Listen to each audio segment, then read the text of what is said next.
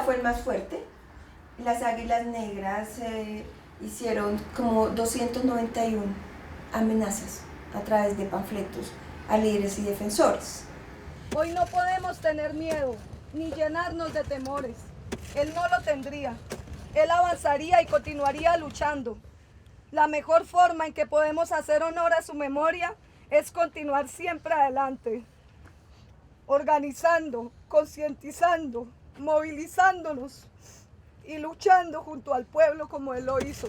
Esto no quedará así, porque no perdonamos ni olvidamos, porque cada Carlos, por cada profe, miles como él se alzan y no callan, porque nuestros compañeros y compañeras nunca mueren, y el profe permanecerá en cada corazón a través de su ejemplo de lucha y organización. Somos semilla. Somos memoria. Somos el sol que renace ante la impunidad. Somos el movimiento nacional de víctimas de crímenes de Estado. Nosotros, nuestros hijos y nuestras hijas, seguiremos cantando que las semillas no mueren, se hacen cada día con nuestro pueblo en los sectores populares. Adelante, vamos a despedir a Carlos como se lo merece, con un aplauso que le permita seguir multiplicando su trabajo.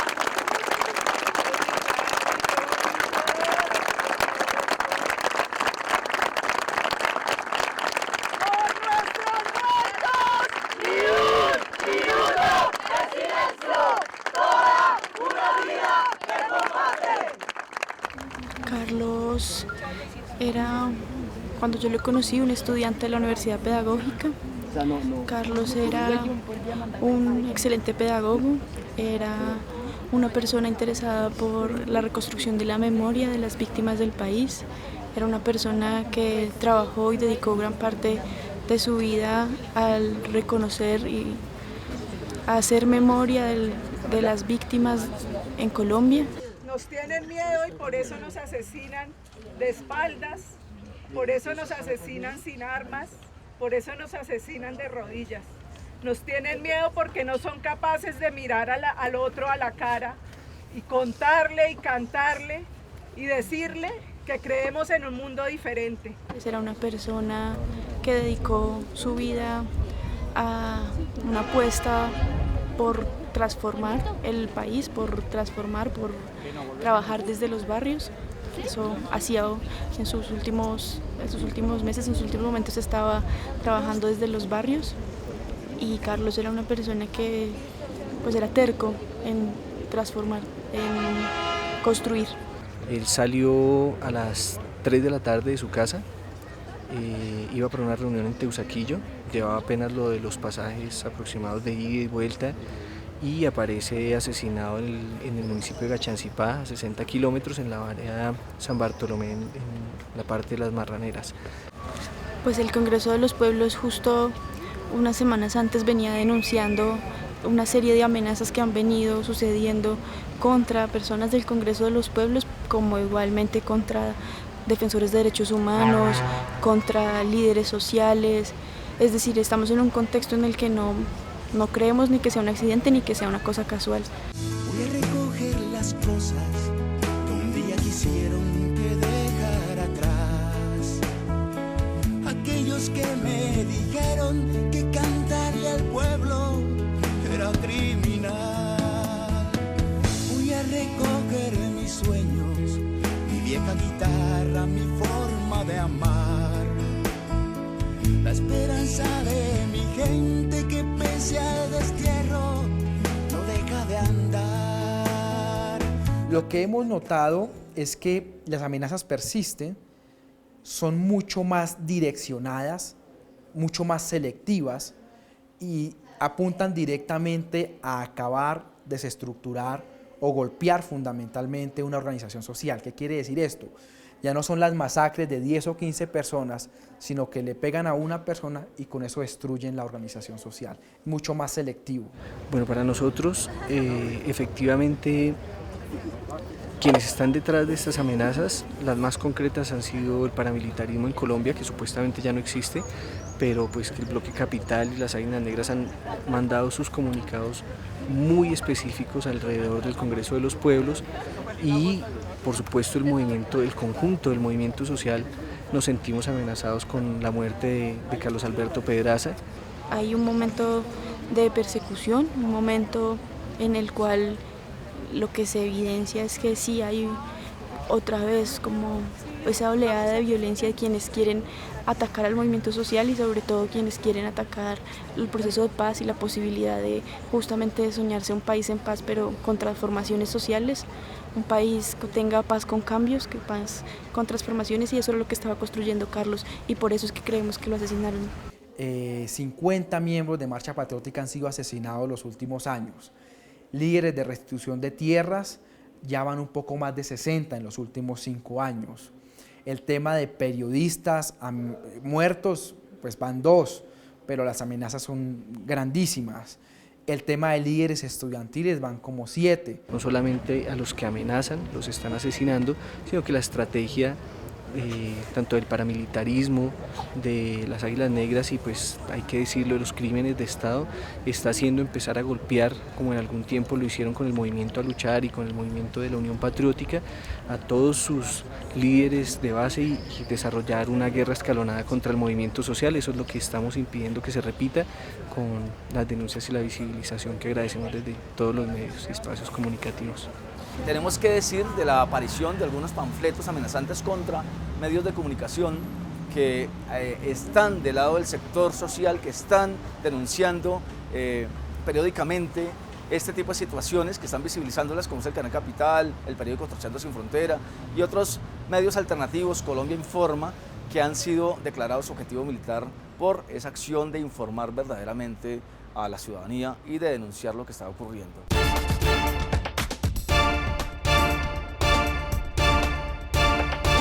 La televisión más humana denuncia y condena un nuevo atentado en contra de la libertad de expresión y la campaña de estigmatización en su contra por el panfleto de las Águilas Negras que amenaza al Canal Capital, Telesur y a la agencia de Reporteros Sin Frontera. Al revisar las cifras y al cerrar el sistema, encontramos que las agresiones individuales a líderes y defensores y defensoras de derechos humanos aumentó entre el 2013 y 2014 en un 72%. Y aquí el factor o el actor, entre comillas, que jugó un papel importante fueron las amenazas que vienen de las llamadas Águilas Negras, pues de estas 488 amenazas, 291 provienen de este grupo que se llama Águilas Negras. Como le decía, aquí hay 3 cosas de las Águilas Negras. Una, que son unos escuadrones de sicarios que venden seguridad en las regiones y que pueden actuar, digamos, eso pasa.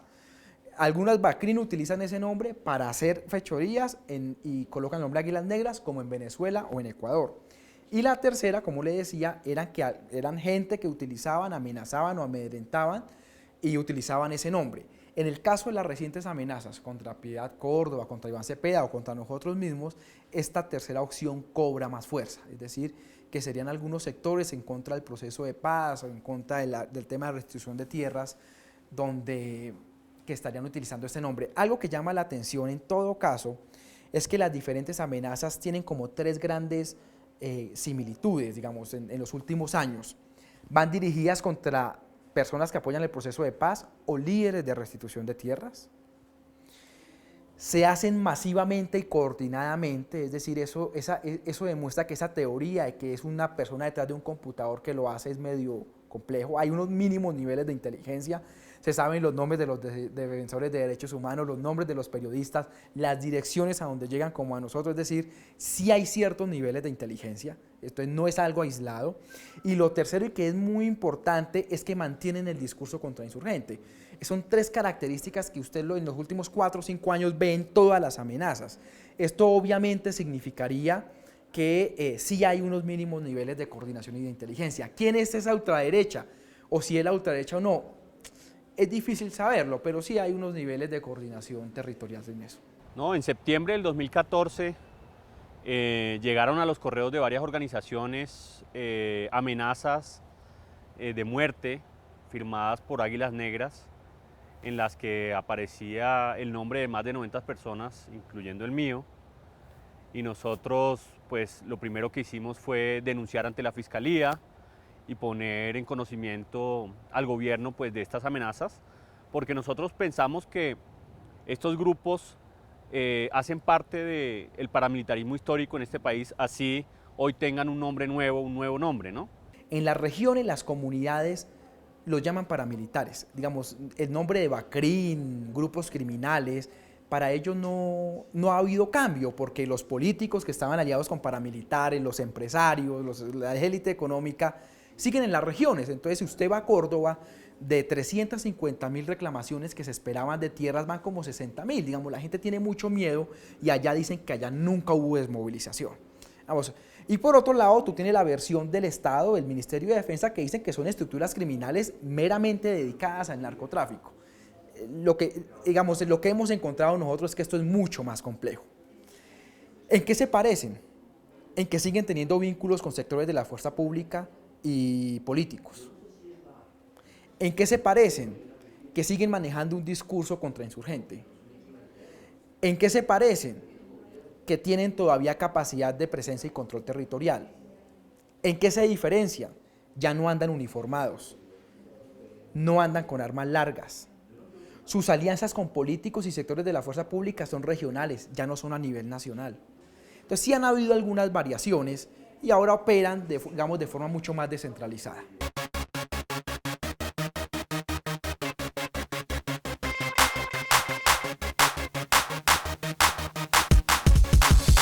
Funcionarios del gobierno dicen que las águilas negras y que los rastrojos no existen a partir de este montón de amenazas que tenemos acá, que son demasiadas. Entonces, si dicen que no existen, entonces ellos tienen que tener elementos muy fuertes para decir que no. Y entonces, ¿de dónde vienen estas amenazas? Y ahí está la gravedad. Hay fenómenos de corrupción, digamos, eso tampoco se puede negar. Recientemente al coronel Pinzón los Estados Unidos le quitó la visa, lo que pasó en su momento con el edecán del presidente Uribe, el señor Buitrago. Es decir, aquí hay una serie de fenómenos que muestran que la cosa ha sido muy compleja, o lo que pasó con Andrómeda apenas hace algunos días de unas destituciones. Es decir, hay sectores de las fuerzas públicas que utilizan mecanismos no ajustados a la legalidad para intimidar, perseguir o hacer atentados contra personas. No es tan importante la discusión acerca si existen o no. Hay un ambiente de terror porque hay amenazas generalizadas en el país en este momento a las organizaciones de derechos humanos, a las organizaciones de víctimas, y la responsabilidad del gobierno es primero hacer investigaciones fuertes. O sea, tenemos que enfocar la gravedad es en por qué el Estado no investiga o no entrega los resultados de las investigaciones. Nosotros, por ejemplo, a este momento no tenemos ni siquiera la dirección electrónica desde la que se enviaron las amenazas, no hemos podido establecer la IP y no han dado los resultados suficientes como para empezar a encontrar ese camino por el que se está amenazando tanta gente.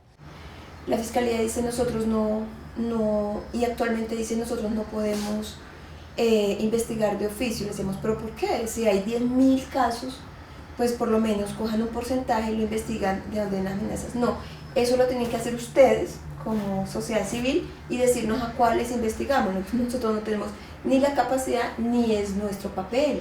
No se hace mucho seguimiento a los números telefónicos de donde se llaman a amenazar los periodistas o líderes sociales. Los correos electrónicos, digamos, tampoco se les hace mucho seguimiento. Lo que nosotros hemos encontrado, por ejemplo, con las recientes amenazas aquí a la Fundación, es exactamente lo mismo. Se dice que se investiga y no hemos encontrado, no nos han hecho la primera entrevista sobre quién nos amenazó. Entonces, un poco lo que sucede es que como todo llega por llamada telefónica y por correo electrónico, se dice que es imposible hacer seguimiento.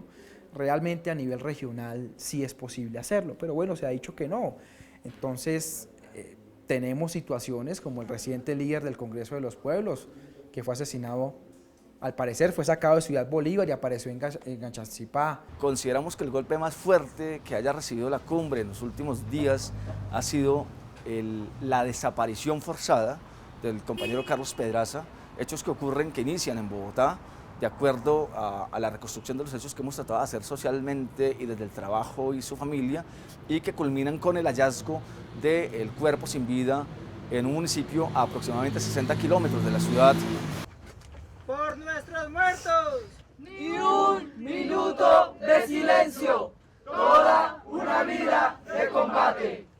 Entre las primeras llamadas preguntan si él manejaba moto, si él cargaba plata.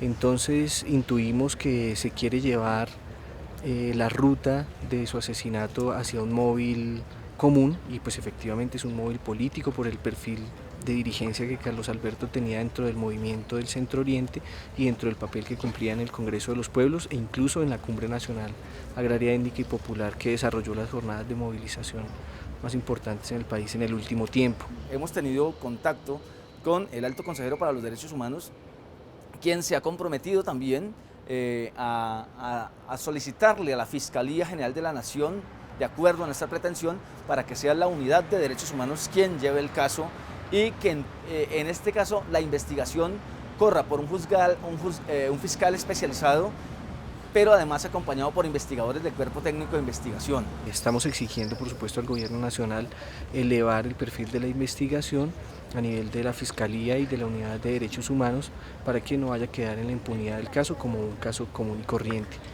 Digamos, el origen de los panfletos y las amenazas recientes a periodistas, líderes sociales, es un tema de discusión profundo. Básicamente, también aquí hay tres posiciones. La fuerza pública, principalmente la policía, dice que son personas que bajan el logo de internet, de una página de internet, y amenazan, pero que detrás de eso no hay nada elaborado. Al otro extremo se encuentran la versión de que son absolutamente viejos paramilitares, estructurados, organizados, con capacidad en todo el país. Y hay una posición intermedia que básicamente lo que dice es que eso pueden obedecer a disputas locales.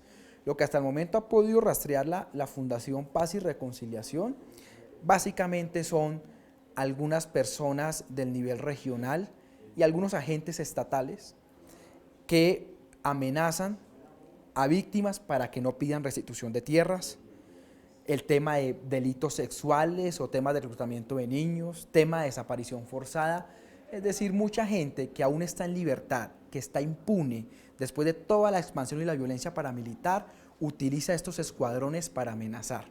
¿Eso qué significa?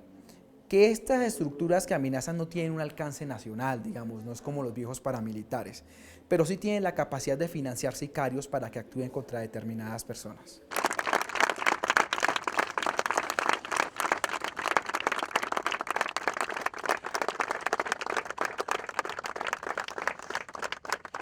A volver, las balas que disparaste van a volver, la sangre que derramaste la pagarás, los hombres que asesinaste no morirán, no morirán.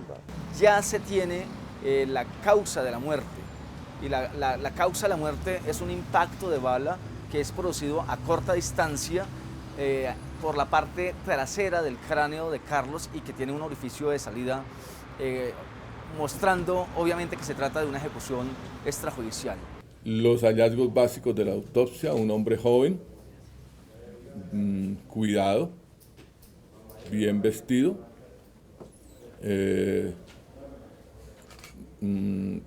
al cual se le encontraron una lesión por proyectil de arma de fuego única en su cabeza. No tenía ningún otro signo de malos tratos, de sujeción tampoco,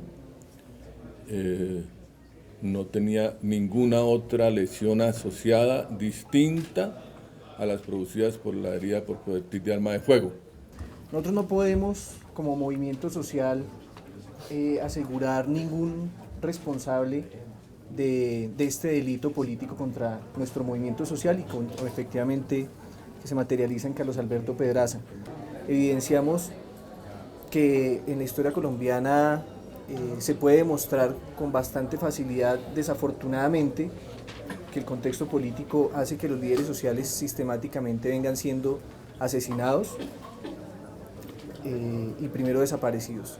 Nosotros condenamos, rechazamos este hecho que concreta, materializa una serie de amenazas que empezaron en el mes de diciembre y que tenemos que tomar en serio. Son amenazas que van demostrando que aquí sí hay unos enemigos de la construcción de un país en condiciones de vida digna, de un país en condiciones de justicia social. El gobierno nacional históricamente no le ha prestado la atención necesaria a las amenazas, a toda la agresión contra el movimiento popular. El sistema de información de agresión a defensores de derechos humanos ha registrado entre julio y diciembre del año pasado 186 agresiones, entre ellas 157 amenazas, 15 asesinatos, y continúa una serie entonces de implementación de mecanismos para impedir que sigamos respaldando la construcción de la paz en este país. Entonces agradecemos el apoyo de ustedes y seguimos exigiendo al Estado colombiano que nos reconozca como un actor importante en este país y que además estamos en riesgo, nuestras vidas están en riesgo y que no queremos seguir poniendo más muertos. Carlos Alberto nos duele en el alma, en el corazón, pero también en la cotidianidad porque era un compañero de trabajo nuestro y un luchador por la paz. Entonces solicitamos nuevamente a la Fiscalía General de la Nación la inclusión de este caso en la Unidad de Derechos Humanos como un móvil político. Si la Fiscalía no toma cartas en el asunto y no toma esto en serio, dentro de un año estaremos hablando que las amenazas en un solo año van a sobrepasar las 1000. Y eso sigue siendo algo muy preocupante para un futuro contexto de posconflicto, porque manda un mensaje de que el Estado no está en capacidad ni de investigar, que es la fuente primaria para la protección, ni de proteger, y por supuesto no hay ningún tipo de prevención porque aquí no hay un análisis de quiénes son los actores interesados en que estos procesos de paz y los derechos humanos en el país funcionen. Alertamos entonces la situación de vulnerabilidad de todo el movimiento social y popular, de dirigentes y procesos también del Congreso de los Pueblos en la costa atlántica, en el Magdalena Medio, en el centro oriente colombiano, en el suroccidente del país y bueno, y agradecemos también la atención de ustedes. Los que confiaron que nunca la voz de un cantor se podía apagar.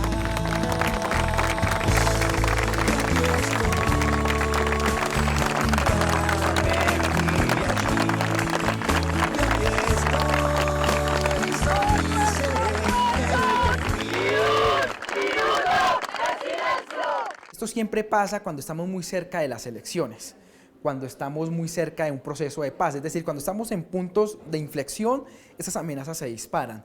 Y esto ha ocurrido siempre, pero esta vez parece ser un poco más delicado, porque la disputa por el poder local va a ser inmenso. Por ejemplo, lo que está pasando en el Urabá antioqueño y chocuano, el alcalde de Turbo fue capturado recientemente por paramilitarismo y ahí hay una disputa muy grande entre políticos. Es el viejo modelo. Los políticos y algunos sectores de la élite económica local y regional utilizan escuadrones de la muerte para controlar la oposición. Es más o menos el mismo fenómeno en la década de los 80, finales de los 80. Y pensamos que la mayor, digamos, actitud de protección que puede existir es el desmonte del fenómeno paramilitar en el país. Eso pasa por una acción decidida del Estado, por acabar toda esa dinámica de violencia política que se vive al interior de las Fuerzas Armadas y de los organismos de seguridad. Recuerda tú, por ejemplo, que el DAS, que tuvo tanta crítica porque de allí se conoció y se comprobó que salieron las listas para asesinar líderes en todo el país, que fueron listas que fueron entregadas y se actuó en coordinación con los grupos paramilitares. Muchas personas del DAS hoy hacen parte de otros organismos del Estado y se mantienen muchas de estas lógicas de persecución política. Yo no vería ninguna ideología. Yo lo que veo es mucho miedo y mucho odio de agentes locales, generalmente algunas élites económicas y políticos que le tienen miedo al proceso de paz o miedo a perder las tierras que despojaron a campesinos y por eso amenazan y amedrentan. Entonces, en sentido estricto, puede que esta gente tenga una ideología de ultraderecha, puede ser que no. Entonces, lo que te digo es que esa no es la explicación fundamental. La explicación fundamental es que aquí hay una gente que no quiere el proceso de paz, no quiere devolver la tierra que se robaron, no quieren decir la verdad y lo están impidiendo por medio de estas amenazas. Los nuevos movimientos que están naciendo, los grupos de víctimas que están bastante activos en el país, sienten que no existen las condiciones para que se inicie un proceso de posconflicto, o por lo menos de posacuerdo pacífico, en donde se den las garantías políticas y las libertades políticas que todos necesitamos. La instalación de la mesa del Ejército de Liberación Nacional con el gobierno y la que ya viene con las FARC, los enemigos de la paz están haciendo todo lo posible por desmontarlas. Creemos que este es un hecho particular para que esto se dé. El Estado tiene que hoy dar garantías para que el movimiento social pueda seguir construyendo, transformando, para que los jóvenes como Carlos, que querían construir y querían transformar el país, puedan realizarlo. Y esas garantías implican no solamente garantías de derechos humanos, ni para algunos líderes sociales, sino para todo el movimiento social. Por ejemplo, nosotros sentimos que una forma en que podría disminuir el riesgo de las personas sería escuchar de voz del presidente rechazos contundentes a este tipo de amenazas y un acercamiento pues mucho más real a las familias que hoy están viviendo toda esta situación de riesgo. Y pues a la sociedad en conjunto le decimos que es necesario seguirse organizando, que no nos dé miedo porque hayan aparatos de seguridad privada y también estatal que están arremetiendo contra el movimiento social, que por el contrario lo que nos deja a Carlos Alberto Pedraza es un legado de levantar la cabeza, seguirnos organizando y haciendo proyectos tanto económicos como planes de vida que nos permitan a las comunidades desarrollar una Colombia libre y soberana. No, simplemente el sueño de él era una Colombia mejor, como te digo, una Colombia para los pobres, una Colombia tranquila donde se pueda vivir, pero no se pudo vivir.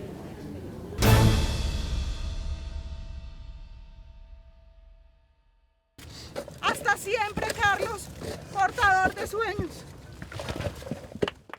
Nosotros, nuestros hijos y nuestras hijas, seguiremos cantando que las semillas no mueren, se hacen cada día con nuestro pueblo en los sectores populares. Adelante, vamos a despedir a Carlos como se lo merece, con un aplauso que le permita seguir multiplicando su Recoger las cosas que un día quisieron que dejara atrás. Aquellos que me dijeron que cantarle al pueblo era criminal. Voy a recoger mis sueños, mi vieja guitarra, mi forma de amar, la esperanza de mi gente que pese al destierro no deja de andar. Aquella calle del barrio, los buenos amigos de la libertad, los que confiaron que nunca la voz de un cantor se podía